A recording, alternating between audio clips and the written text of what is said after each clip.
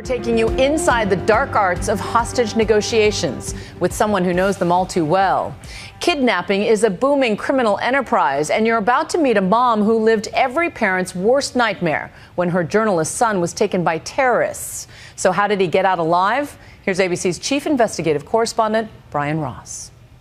My name is Peter Theo Curtis. I'm a journalist from the city of Boston, Massachusetts, USA.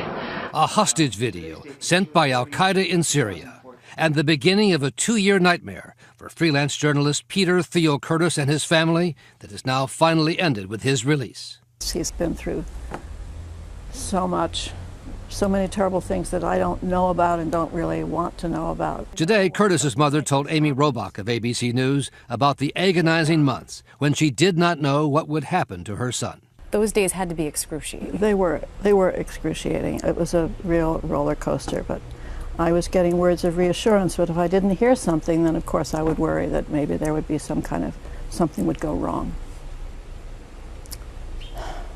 But, you know, in Theo's case, it turned out all right. Al-Qaeda and other terror groups have now turned hostage-taking into a thriving business, putting the captives' families, their employers, and their governments in the difficult position of negotiating with people who put little value on human life. If you accept the demands, I live. If you don't accept the demands, then I die. I think most people would say, I value life, I want to get them out, I'll do what I have to do, and please help me. And that's what we do. Former FBI agent Jack Clunan now works as a full-time negotiator who has helped gain the release of more than 150 kidnapped victims, including one European journalist held by ISIS. There is a reason to negotiate with them. You can talk to them, and you are going to be treated very badly on the phone. You are going to receive emails, you're going to receive videos, you're going to do everything that you possibly can do to keep that information stream alive. For the European journalists who have been set free by ISIS, Clunan says the average ransom is about $2 million in cash, U.S. They don't take a wire transfer. They don't take credit cards. They don't take euros. They want cash. But you are held at their mercy. So imagine trying to move a sum of money around like that in a war zone. Clunan says the actual exchange with ISIS often takes place near certain border crossings with Turkey. There is an expanse of territory that's basically considered no man's zone. And then you're going to have to move them, probably under the cover of darkness, which they control. In the case of James Foley, ISIS made a ransom demand of some $130 million, plus the release of certain Al-Qaeda prisoners. Clunan says ISIS wants more than ransom for its American hostages. And let's be brutally honest, this is a game of revenge, and revenge is sweet to them, and they want to take it. We are, in their minds, the worst people on the face of the earth.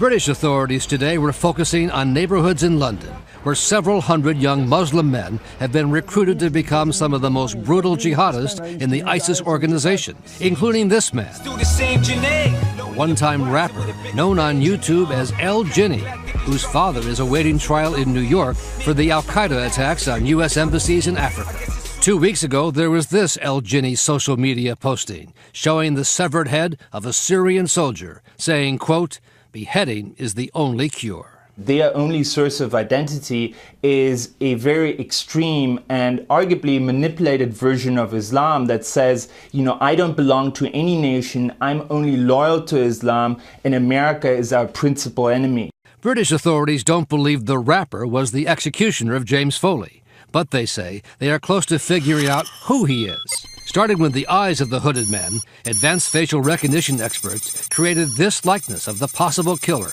clean-shaven, and then with a mustache. Whoever he is, London radical Muslim cleric Anjem Choudhury says Foley's death could have been prevented if the U.S. had negotiated with ISIS over the release of prisoners held by the U.S. His life could have been saved, but in war people kill each other. However gruesome it may look, however much it may have shocked the world, the fact is it has circumstances and we cannot ignore those.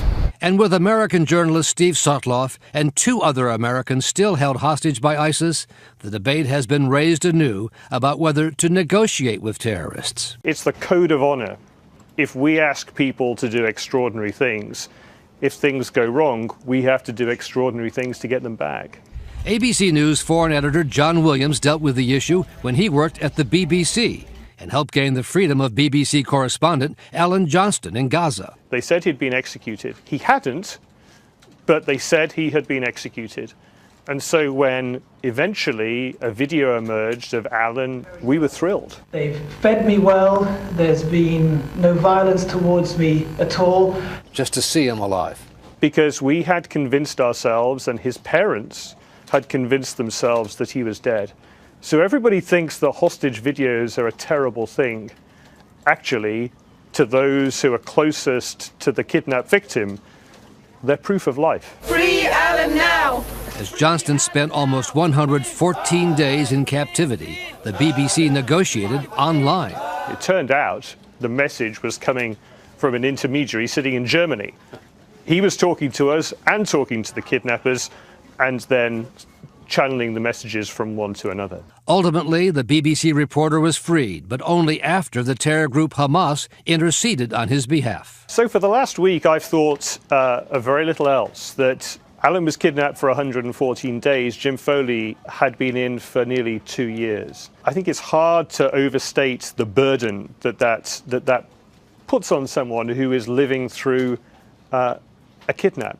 A burden at least 3 more American families are facing tonight. For Nightline, Brian Ross, ABC News, New York. And our thoughts go out to those families tonight. Thanks to Brian Ross for that report.